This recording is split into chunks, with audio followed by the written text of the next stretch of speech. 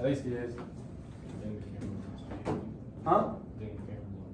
Yeah, it's on me. You don't gotta be on you guys. So, we'll go ahead and review. We went over last class first before we get into today's new material. So, can anybody list 2 tactics that are used by civil rights groups? Sit-ins was one of them. That's non-violent. The what? Not quite. Freedom riots. That's an example of a violent protest. So we had non-violent and violent. So what exactly were you saying? Hunger strikes? That was for farmers. Yeah, that was for when Cesar Chavez was going to help get the farmers' rights.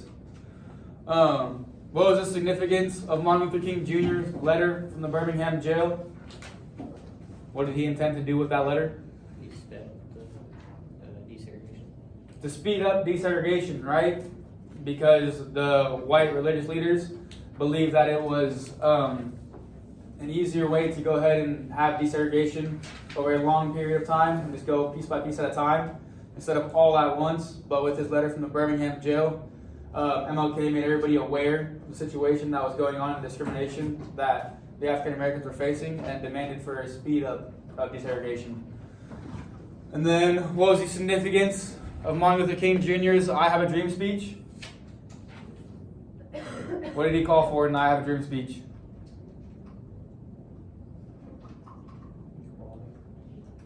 Equality. Yeah, it has to go with peace and harmony is what he was asking for during his I Have a Dream speech. He's asking for peace and harmony amongst the entire nation, between not only blacks and whites, but everybody. And then finally, what was the significance of Cesar Chavez?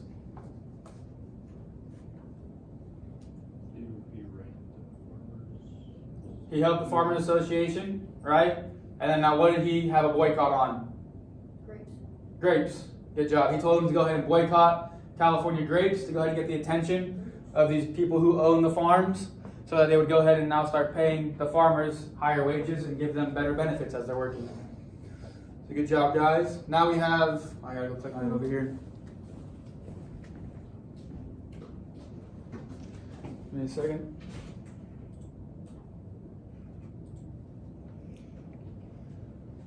Now, can anybody tell me what's going on in this picture right here and the picture on the right-hand side?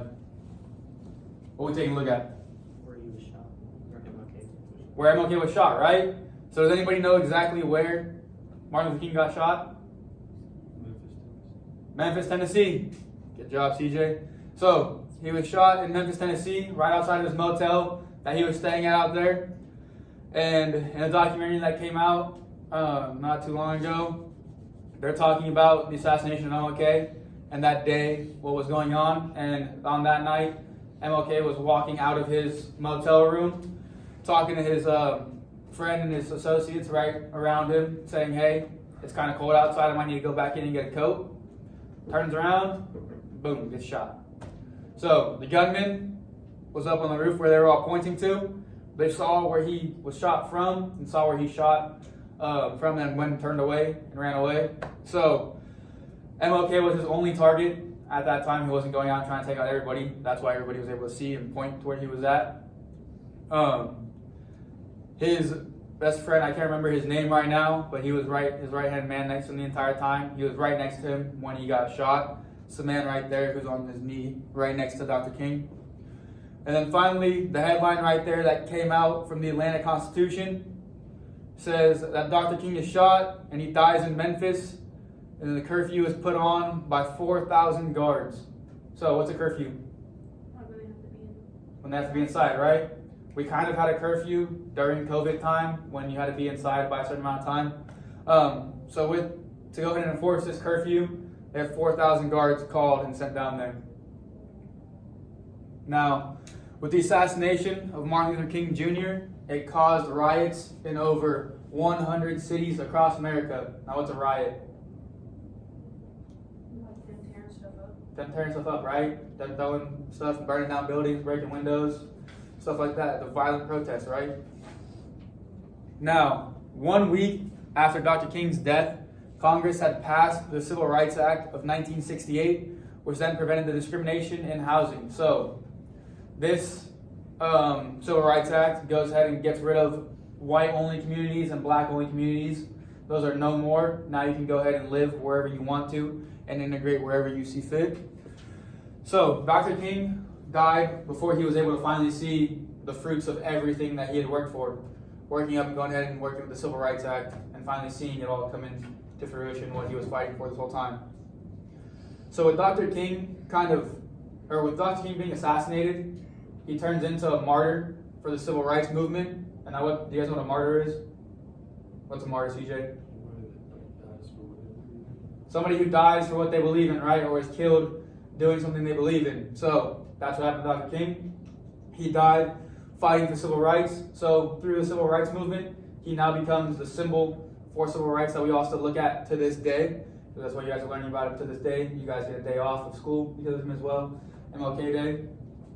So because of his death, Martin Luther King Jr. has a great impact on the civil rights movement because a lot more people are able to go ahead and get behind it now and see the discrimination that these African Americans are facing in the United States. Now right here we have another assassination that takes place in 1968. A lot of people are getting assassinated this year. So, can anybody tell me who this guy is right here laying on the ground? Robert F. Kennedy.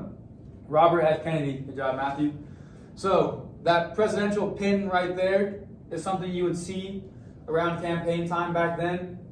So now, in today's society, when they're having a campaign and two people are trying to run against each other for president, like you guys saw last year with Biden and Trump, you guys always see ads on YouTube telling you who to vote for. You guys get ads on TikTok telling you to vote for, commercials on TV about telling you to vote for. That's how they reach people nowadays.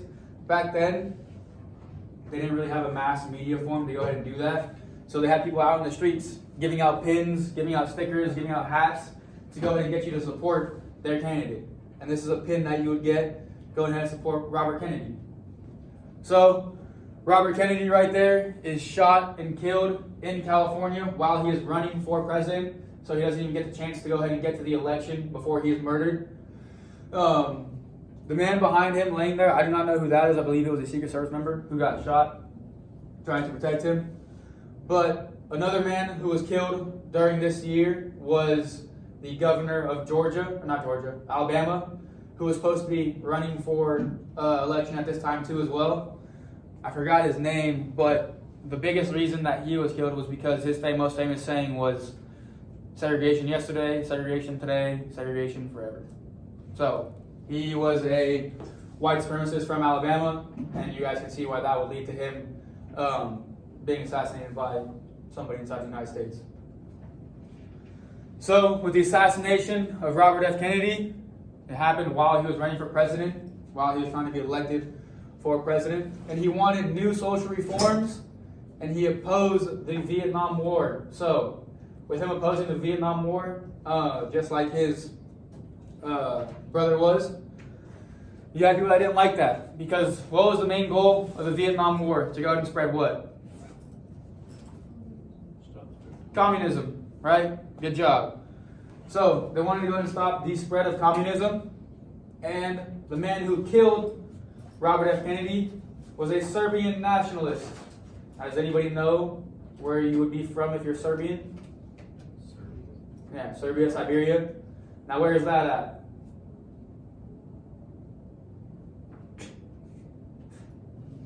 It's over in Russia.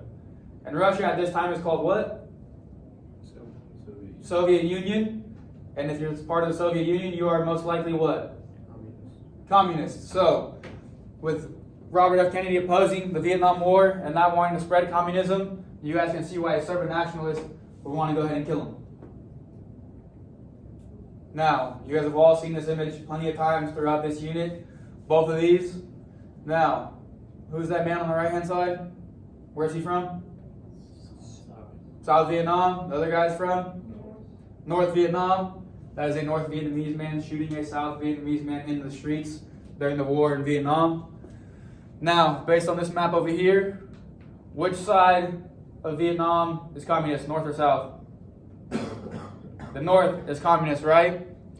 And if you're fighting all the battles during a war on your side of the war, and they're being fought on your territory, are you most likely winning or losing the war? Losing, right? So based off this map, you guys can see that South Vietnam was clearly losing this war, and North Vietnamese had a major advantage at this time. Now, we get to talk about the Tet Offensive and how it affected Paris, Vietnam, and the USA. So, in Paris, peace talks had begun after the halt of the bombing of North Vietnam, but these peace talks ended up going nowhere and did nothing. So that's what happened with Paris. In Vietnam, we have an increase of bombing in South Vietnam by Americans. So we're over here bombing the territory that we're supposed to protect because the North Vietnamese are slowly gaining more and more territory of South Vietnam. And the Viet Cong appear to be everywhere. The Viet Cong is a Vietnamese army that we were fighting at this time. And the way that they were fighting was unlike anything the world had ever seen before. Can anybody give me an example of how they fought? In the trees underground, and they also set what? Traps everywhere. Anybody give me an example of a trap? The ones that they made under the ground with like spikes. The ones underground with the spikes on the wheel that you fall into, get impaled over and over and over again. So, finally, in the USA, Lyndon B. Johnson is criticized for what happened in Vietnam the entire time. Throughout the whole war in Vietnam, President Johnson is over here telling the United States people that, hey, we're winning the war, it's going good over there, it's going great. But the American people know he's lying to them. Why?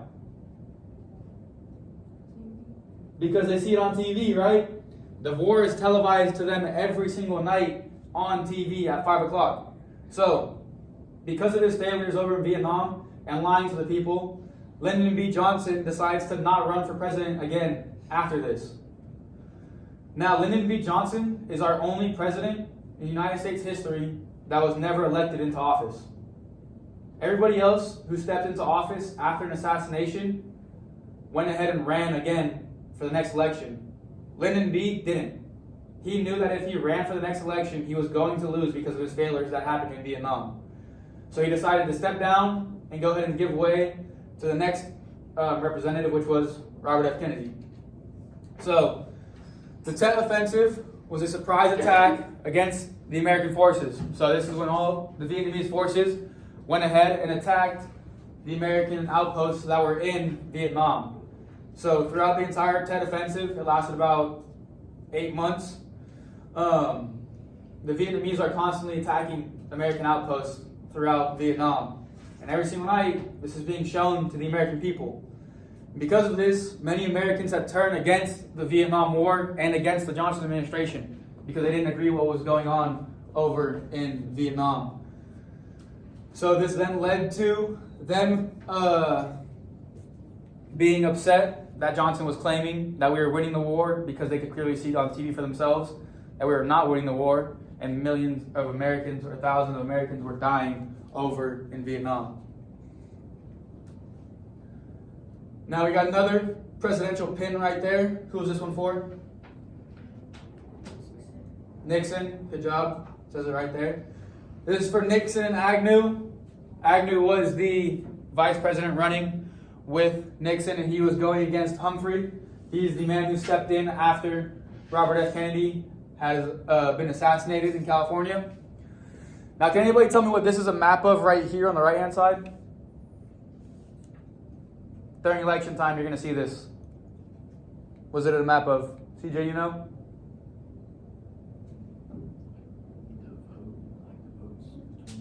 Yeah, does anybody know exactly what it's called? It's the Electoral College map. How many of you guys ever heard the Electoral College? No? Alright, well, I'll explain it to you right now. So, the Electoral College is based off of the House representatives, and however many seats you have in the House, that's how many votes you get. So, how many seats you have goes off the population of your state. So, which state is the most populated in the United States? It's California. California is one of the most populated in the United States. That is why we have 40 votes in the Electoral College. If you look at Nevada and Utah that are right next to it, they only got 3, and then Nevada has 4. So you guys can see how the population of your state will clearly affect who is going to become president. That's why California always has a strong Democratic push, because they're always voting for the Democrat. And that's, if they win California, the Democrats have a chance to go ahead and win the election. So with this one, who won the election based off of that map right there? The red. And who's the red? Nixon. So Nixon wins the election of 1968 by gaining how many electoral votes do you need to win the election? Does anybody know? 270. That's how many you need to go ahead and win the election, because if you get up to that number, there's no way the other candidate could come over past you. So, the presidential election of 1968, it begins with President Johnson deciding he's not going to run for president for another term because of what had happened in Vietnam and his failures over there. Finally, Robert F. Kennedy is assassinated while running for president in California. And then Richard Nixon finally wins his presidency after losing to losing to JFK in the first 1960 election. Now, the reason that Richard Nixon wins his presidency is because of what he promises to do. Richard Nixon, when he wins his presidency, promises to return law and order to the United States. Now, what is going on inside the United States at this time? Chaos, right? You guys seen the pictures of the dogs and the fire hoses being used on protesters. You guys see all the protests that are going on about poverty, about education, about the environment, about the economic tragedies that we're facing. So there's a lot of chaos and no control over what is going on in the United States. What Nixon promises is to go ahead and restore the order and restore law in the United States and go ahead and bring our boys out of Vietnam and bring them back over to the United States. So with these promises of restoring order and restoring peace back to the United States, this is what wins Nixon the election.